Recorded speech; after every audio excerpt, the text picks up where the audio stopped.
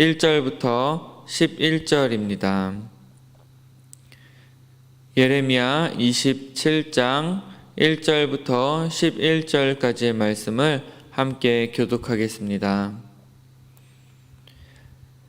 유다의 왕 요시아의 아들 여호야김이 다스리기 시작할 때에 여호와께서 말씀으로 예레미야에게 임하시니라. 여호와께서 이와 같이 내게 말씀하시되 너는 줄과 멍에를 만들어 내 목에 걸고 유다의 왕 시드기야를 보러 예루살렘에 온 사신들의 손에도 그것을 주어 에돔의 왕과 모압의 왕과 암몬 자손의 왕과 두로의 왕과 시돈의 왕에게 보내며 그들에게 명령하여 그들의 주에게 말하게 하기를 만군의 여호와 이스라엘의 하나님께서 이와 같이 말씀하시되 너희는 너희의 주에게 이같이 전하라. 나는 내 능력과 나의 쳐든 팔로 땅과 지상에 있는 사람과 짐승들을 만들고 내가 보기에 옳은 사람에게 그것을 주었노라. 이제 내가 이 모든 땅을 내 종 바벨론의 왕 느부갓네살의 손에 주고 또 들짐승들을 그에게 주어서 섬기게 하였나니 모든 나라가 그와 그의 아들과 손자를 그 땅에 기한이 이르기까지 섬기리라. 또한 많은 나라들과 큰 왕들이 그 자신을 섬기리라. 여호와의 말씀이니라. 바벨론의 왕 느부갓네살을 섬기지 아니하며 그 목으로 바벨론의 왕의 멍에를 매지 아니하는 백성과 나라는 내가 그들이 멸망하기까지 칼과 기근과 전염병으로 그 민족을 벌하리라. 너희는 너희 선지자나 복술가나 꿈꾸는 자나 술사나 요술자가 이르기를 너희가 바벨론의 왕을 섬기게 되지 아니하리라 하여도 너희는 듣지 말라. 그들은 너희에게 거짓을 예언하여 너희가 너희 땅에서 멀리 떠나게 하며 또 내가 너희를 몰아내게 하며 너희를 멸망하게 하느니라. 그러나 그 목으로 바벨론의 왕의 멍에를 메고 그를 섬기는 나라는 내가 그들을 그 땅에 머물러 밭을 갈며 거기서 살게 하리라 하셨다 하라. 여호와의 말씀이니라 하시니라. 아멘.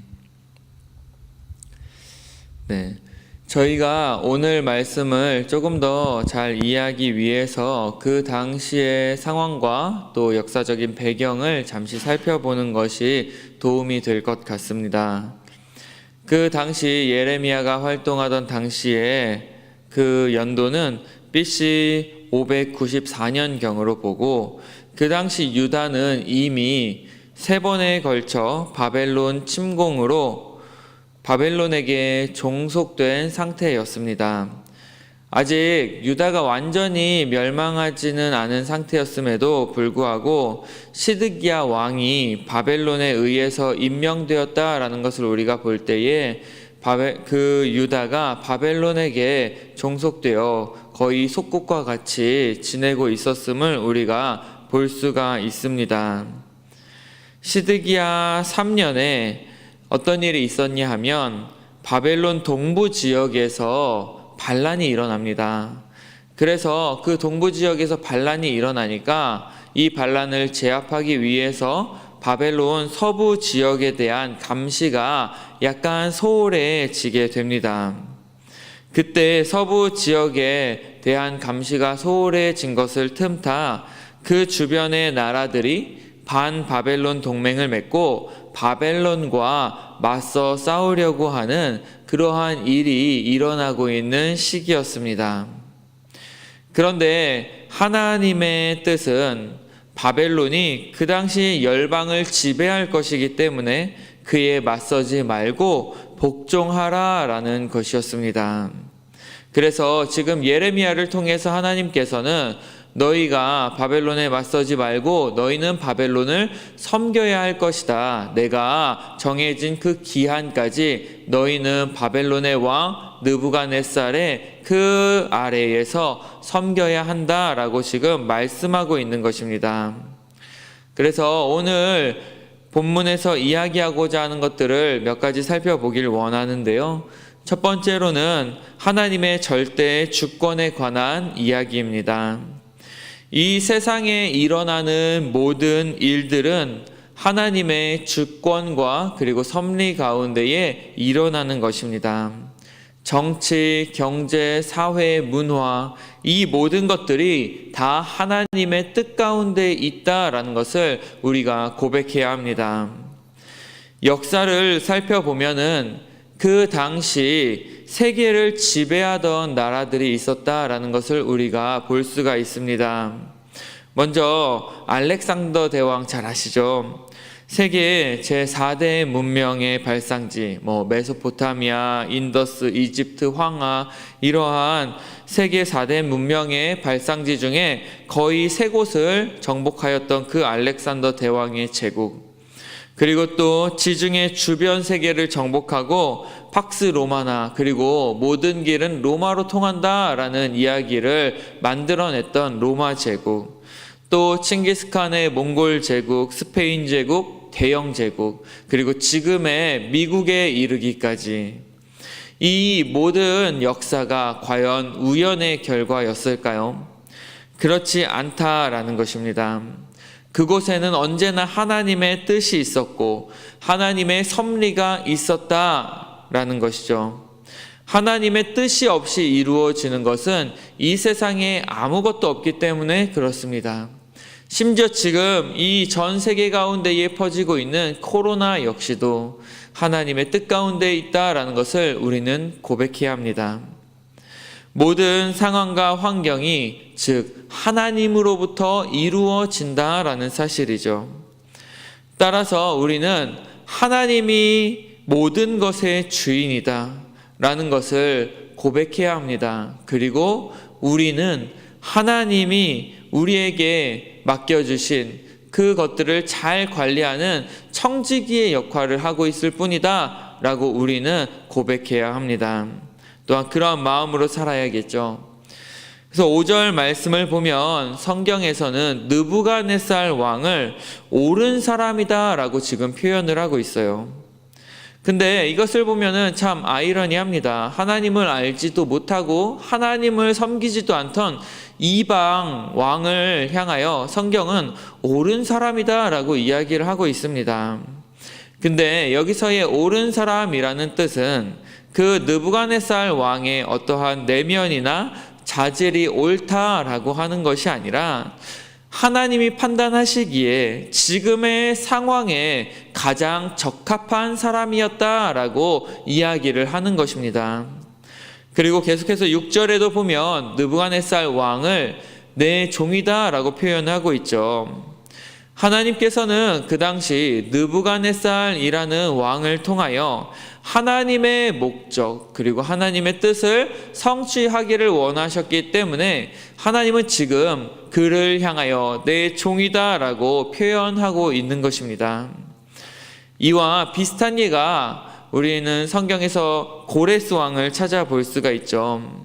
그 고레스 왕 역시도 하나님을 섬기지 않았지만 하나님은 그 당시 하나님의 종이다라고 부르시고 심지어 내가 그를 기름 부어 세웠다라고 이야기까지 하십니다.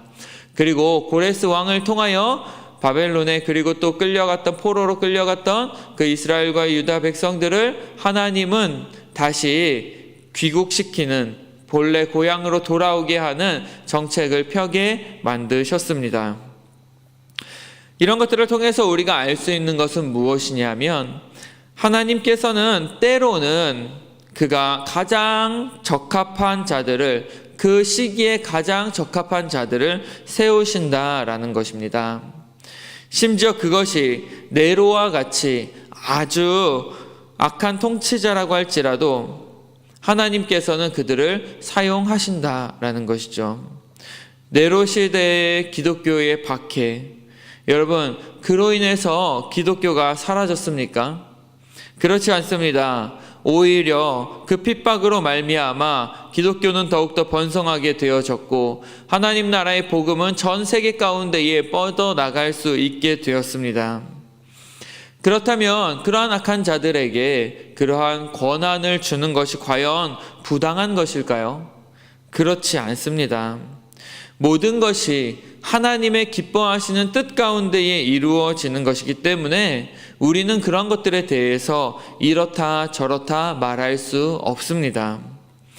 하나님의 절대 주권을 인정한다라는 것은요, 어떠한 상황과 환경 속에서도 하나님의 말씀에 순종하는 것을 이야기합니다. 그것이 심지어 내 생각과 내 경험과 다르다고 할지라도 우리는 하나님 앞에 순종할 때에 하나님의 그 참된 주권을 인정하는 삶을 살게 되어지는 것입니다. 그렇기 때문에 우리는요, 모든 하나님의 말씀에 순종할 수 있는 자들이 되어져야 합니다. 여러분, 그 당시 유다의 상황을 보십시오. 지금이 아마 유다에게 있어서는 절호의 기회였을 것입니다. 바벨론의 속국에서 이제 벗어날 수 있는 그러한 좋은 찬스였을 것입니다. 하나님의 백성이 이방 나라에게 사로잡혀 있다는 것 자체가 그 당시 유다 백성들에게는 이해되지 않는 것이었을 것입니다. 따라서 어떻게 해서든지 이 상황을 벗어나는 것, 그리고 다시 하나님 나라의 백성으로서의 영광을 되찾는 것, 그것이 하나님을 위한 일이라고 그들은 생각했을 것입니다. 하지만 하나님의 뜻은 어떠셨습니까? 그들의 생각과 달랐습니다. 바벨론을 섬겨라, 이것이 바로 하나님의 말씀이었습니다. 여러분, 한번 생각해 보십시오. 일제강점기 때에 우리나라가 일제로부터 심한 압박을 받고 있는 상황에 과연 하나님께서 우리에게 너희는 일본을 섬겨야 한다라고 말씀하셨다면 여러분, 그것을 이해할 수 있었을까요? 마찬가지였을 것입니다. 하지만 여러분, 그럴 때에 우리가 어떻게 해야 할까요? 내 생각과 다르다고 해서, 그리고 지금의 상황과 환경이 우리의 생각과 다르다고 해서 그 말씀에 순종하지 말아야 할까요? 그렇지 않습니다. 우리는 그러한 상황과 환경 속에서도 하나님의 말씀이라면 그것에 온전히 순종할 수 있어야 합니다. 왜냐하면 우리가 하나님의 자녀라는 것보다 하나님이 더 크기 때문에 그렇습니다. 교회보다도 하나님이 더 크십니다. 선교보다도 하나님이 더 크십니다. 이 모든 것들이 하나님보다 큰 것이 없다라는 것입니다. 하나님이 아니라면 교회도 존재할 수 없고, 하나님이 아니라면 예배도 있을 수 없고, 하나님이 아니라면 선교도 있을 수 없기 때문에 그렇습니다. 그렇기 때문에 어떠한 모든 것들보다 하나님의 말씀이 우리의 삶 가운데에 우선시 되어질 수 있는 저와 여러분들이 되기를 원합니다. 이것이 바로 하나님의 절대 주권을 인정하는 사람들의 모습인 줄로 믿습니다. 그리고 두 번째로는 거짓 예언을 조심하라라고 오늘 성경은 이야기하고 있습니다. 지금 예레미야에서만 봤을 때에 나타나는 거짓 예언자들, 하나냐, 아합, 시드기야, 스마야, 이러한 사람들이 이제 우리가 앞으로 살펴볼 거짓 예언자들의 대표적인 모습인데요. 그들 모두의 공통점이 무엇이냐면 그것은 바로 유다 백성들이 바벨론의 왕 느부갓네살을 섬기는 일은 결코 일어나지 않을 것이다. 너희에게는 앞으로 참된 평화가 찾아올 것이다 라고 주장을 합니다. 그리고 그렇게 선포를 합니다. 아마 이러한 이야기가, 이러한 메시지가 그 당시에 살고 있던 유다 사람들의 대부분이 듣고 싶어하는 메시지였을 것입니다. 바로 평화의 메시지입니다. 지금도 그런데 그러한 거짓 예언자들이 많이 있다라는 것입니다. 평화의 메시지만을 선포하는 그러한 잘못된 예언자들이 있다라는 것이죠. 존 웨슬리는 그러한 거짓 선지자들에 대해서 이렇게 이야기를 합니다. 하나님의 대사가 마귀의 대사로 변하여 하늘로 가는 길을 가르치라고 명령받은 자가 실상은 지옥의 길을 가르치고 있다. 거짓 선지자의 가장 뚜렷한 표준은 많은 사람들이 가고 있는 넓은 길을 가도록 가르치는 것이다. 여러분, 하나님의 말씀을 전할 때요, 참 쉽지 않을 때가 있습니다. 예레미야를 한번 보십시오. 예레미야라고 해서 지금 유다가 바벨론에게 멸망할 것이고 또한 바벨론 왕 느부갓네살을 섬겨야 한다라고 선포하고 그렇게 말하는 것이 과연 쉬웠을까요? 그리고 그러고 싶었겠습니까? 교회에 왔는데 교회 목사님이 성도들에게 매일 당신들 멸망할 것입니다. 사업장도 망하고 몇십 년 동안 이제 부채에 시달려 살게 될 건데 그것을 여러분 당당하게 받아들이십시오. 그리고 밀린 이자를 갚으며 사십시오. 라고 여러분 만약에 이야기한다면 어떻겠습니까? 사실 그렇게 전하는 그 목사님도 쉽지 않을 것입니다. 여러분 다 잘 될 것입니다. 하나님께 기도하고 하나님을 믿고 하나님을 섬기면 하나님이 복을 주셔서 지금 있는 이 모든 어려움들을 다 이기게 하실 것입니다. 여러분 이렇게 말하는 것이 훨씬 더 전하는 자나 듣는 자나 다 쉽지 않겠습니까? 교회에 오면 맨날 죄에 대해서 설교하면서 당신은 죄인이라고 정죄하고 회개하고 돌아오라고 소리치고 심판과 지옥에 대해서 이야기한다면 과연 얼마나 많은 성도들이 그 교회에 남게 될까요? 그래서 많은 목사님들이 예수 믿으면 받을 복에 대해서, 천국에 대해서, 그리고 하나님의 자녀이고 당신들은 하나님이 언제나 지켜주시고 보호해 주실 것이라고 말씀합니다. 물론 이 메시지가 잘못된 것이 아닙니다. 사실입니다. 그런데 죄에 대한 설교 없이, 회개에 대한 설교 없이 중생에 대해서, 구원에 대해서 우리는 이야기할 수 없다라는 것이죠. 그래서 마틴 로이드 존스라는 설교자는 거짓 선지자에 대해서 이렇게 6가지로 이야기했습니다. 제가 한번 읽어보겠습니다. 거짓 선지자는, 첫 번째, 거짓 선지자는 하나님의 공의와 진노에 대해서 침묵합니다. 둘째, 거짓 선지자는 심판과 지옥에 대해 침묵합니다. 셋째, 거짓 선지자는 죄의 사악성에 대해 침묵합니다. 넷째, 거짓 선지자는 회개의 필요성에 대해 침묵합니다. 다섯째, 거짓 선지자는 성결한 생활에 대해서 침묵합니다. 여섯째, 거짓 선지자는 자기만의 위험성에 대해 침묵합니다. 여러분, 이것이 바로 요즘 시대의 거짓 선지자의 모습이다라고 마틴 로이드 존스는 이야기하고 있습니다. 그런 선지자가 돼서는 안 되겠죠. 여러분, 혹시라도 제가 그러한 길을 걷고 있다면 여러분들 이야기해 주시기 바랍니다. 우리 가운데에는 결코 이러한 거짓 선지자들이 나타나서는 안 됩니다. 성령이 우리 가운데에 오셨을 때에 우리 가운데서 하시는 일이 무엇입니까? 요한복음 16장 8절은 이렇게 말씀하고 있죠. 그가 와서 죄에 대하여, 의에 대하여, 심판에 대하여 세상을 책망하시리라. 이것이 바로 성령이 우리에게 하시는 일입니다. 그렇기 때문에요, 여러분, 우리는 하나님의 말씀을 가감없이 전파하고, 그리고 또 그 하나님의 전파되는 말씀을 우리가 온전히 아멘으로 받아들이고 순종할 수 있는 그러한 저와 여러분들이 되어져야 할 것입니다. 심지어 그것이 때로는 우리에게 너무나도 불편한 말씀으로 다가올지라도 여러분, 그 말씀을 피하지 마시고 정말로 하나님의 말씀으로 받아들이고 또한 그것을 아멘으로 받으시기를 바랍니다.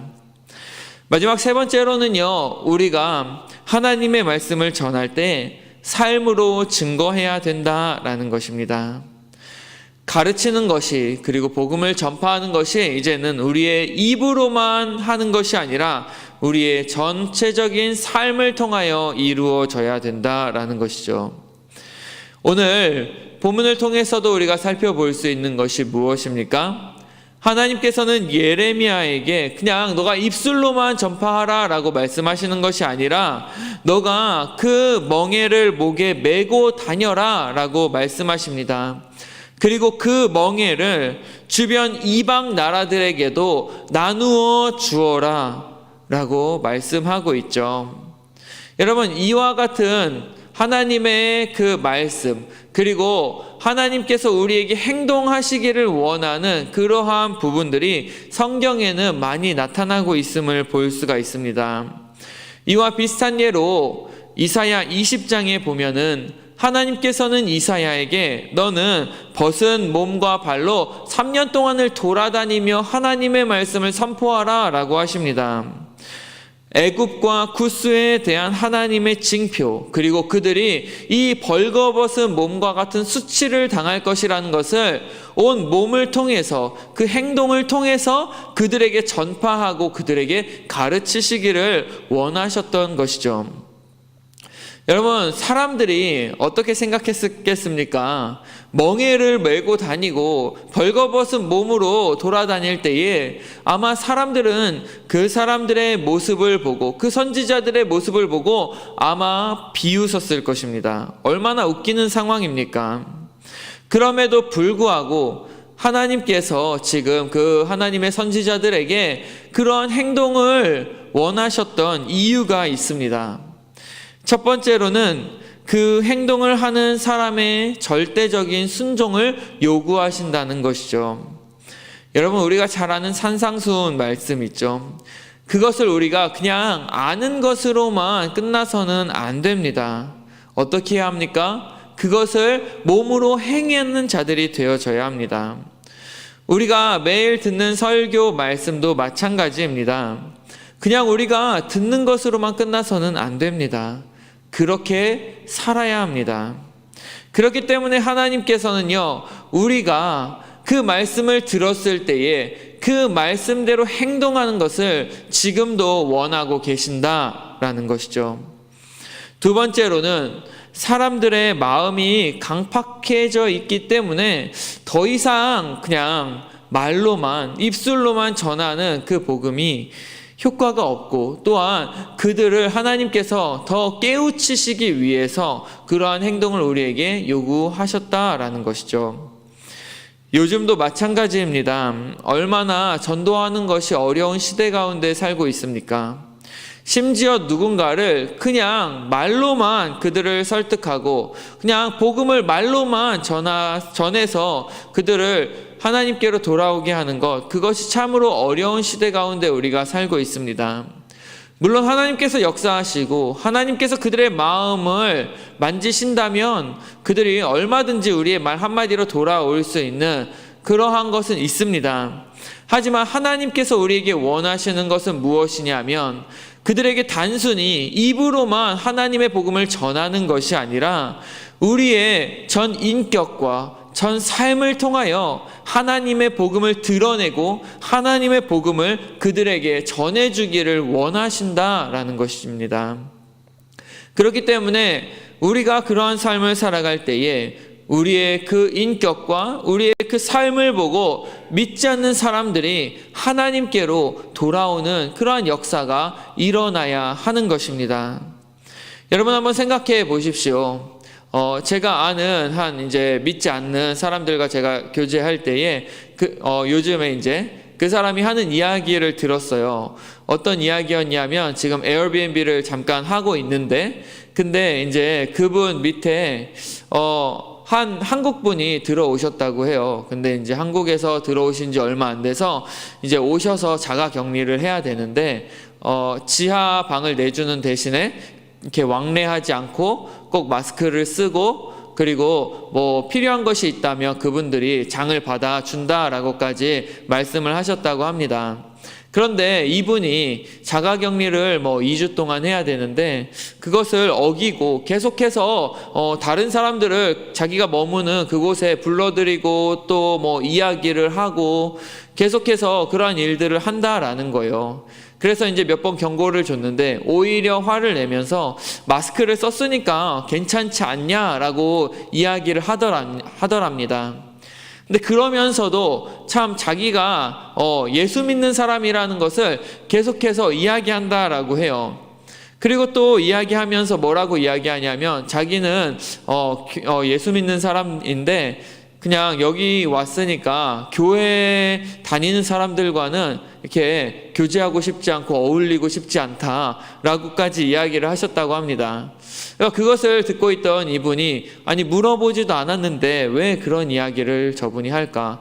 그리고 저 사람이 예수 믿는 사람이라고 그렇게 이야기하면서 저런 행동을 하는 것에 대해서 의문을 품고 이야기하는 것을 제가 들었습니다. 그런 것을 들을 때에 얼마나 마음이 아픕니까, 여러분? 우리가 기독교인으로서 모범을 보이고 믿지 않는 사람들에게 복음을 전해야 하는데 오히려 우리의 행동으로 말미암아 그 복음의 길이 막히게 된다면 여러분 그 얼마나 안타까운 일이 되어지겠습니까? 그렇기 때문에 우리는 우리의 그 말과 행동 하나하나에서부터 하나님의 영광을 드러내기 위해서 매일매일 자기 자신을 십자가 앞에 처 복종시킬 수 있어야 합니다. 그리고 하나님의 말씀에 순종하는 자들이 되어져야겠죠. 말씀을 정리하도록 하겠습니다. 정말 하나님은 이 역사의 주관자이십니다. 그리고 지금도 하나님의 섭리 가운데에 모든 일들이 일어나고 있습니다. 여러분 그것을 믿으시길 바랍니다. 그리고 하나님께서 우리에게 주시는 말씀이 있다면 그 말씀이 때로는 우리의 상황과 환경에 불편한 것 그리고 내 마음에 받아들이기에 힘든 말씀이라고 할지라도 그것이 하나님의 말씀이라면 우리가 100% 순종할 수 있는 자들이 되기를 바랍니다. 그리고 또한 우리가 입술로만이 아닌 우리의 행동과 우리의 인격과 삶을 통하여 하나님의 복음을 이 땅 가운데에 전할 수 있는 그러한 저와 여러분들이 되시기를 간절히 축복합니다. 함께 기도하겠습니다. 하나님, 이 시간도 하나님의 말씀을 통하여 우리를 깨닫게 해주시니 감사드립니다. 하나님은 지금도 이 세상을 다스리시고 또한 이 세상을 정말로 하나님의 놀라우신 기쁘신 뜻대로 이루어 가고 계심을 우리가 고백합니다. 그리고 이 땅 가운데에 하나님의 뜻이 아니고는 이루어지는 것이 아무것도 없음을 또한 고백합니다. 하나님의 말씀이라면 우리가 어떠한 환경과 상황 속에서도 순종할 수 있는 사람들이 되게 하시고 또한 그 순종으로 말미암아 하나님의 복음이 이 땅 가운데에 온전히 전파되어질 수 있도록 우리를 사용하여 주시옵소서. 쉽지 않은 시대 가운데에 살고 있습니다. 어려운 상황과 환경 속에서 지내고 있습니다. 하지만 하나님, 이러할 때일수록 우리가 더욱 깨어서 하나님의 말씀에 귀 기울이고 하나님이 지금 우리에게 원하시는 그 기뻐하시는 뜻이 무엇인지를 발견하고 그 뜻대로 살아갈 수 있도록 우리를 인도하여 주시옵소서. 감사드리며 예수님의 이름으로 기도합니다. 아멘.